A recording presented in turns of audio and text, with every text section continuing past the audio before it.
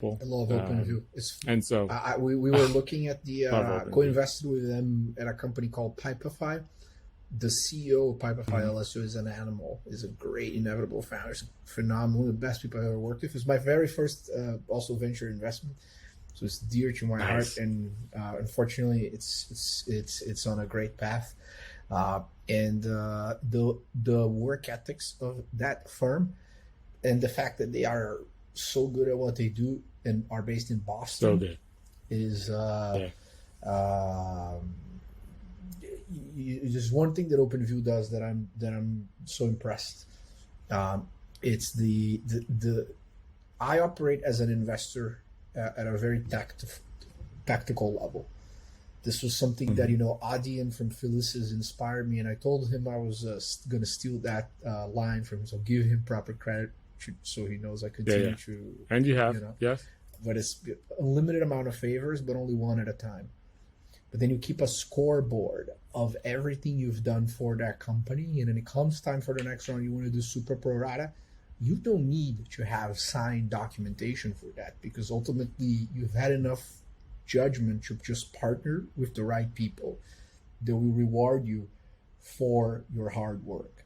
So much in our business happens through trust, right? And I think that over time, I continue to see this founder talk so well about OpenView's work, and he's and the decks that they put you, it's incredible. It is one of the best.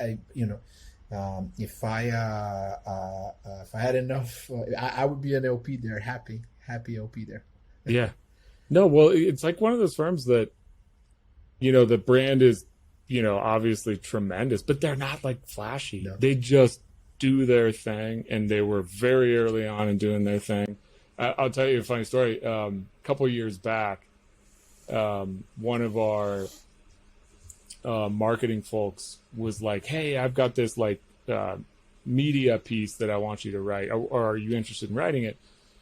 And I was like, "Well, what's the topic?" And the topic was like, sort of what has happened to, the IPO. Like what's going on with the IPO in venture capital or something like that, right? And I was told at the time, I was like, "Well, who's it for?" And she was like, "Oh, it's for Business Insider." And I was like, "Okay, cool. That's awesome.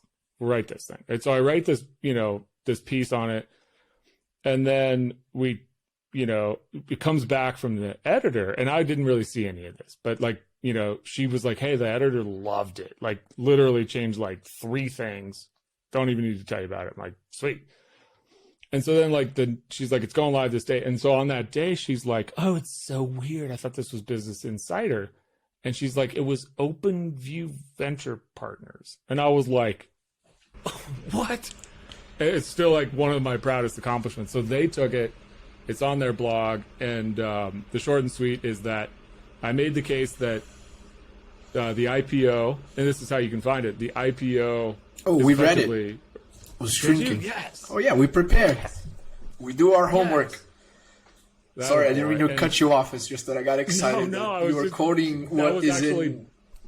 Better. Yeah, you've put the words in my mouth. So, yeah, the IPO is effectively a dinosaur. It hasn't gone away entirely. It's just kind of evolved into something different. And it was still like one of the proudest things ever that OpenView put that on their blog. So if you looked at their Google Analytics, I bet I'd make up like 75% of the visits to that page. That's amazing. Too. That's great. Yeah. No, that's awesome.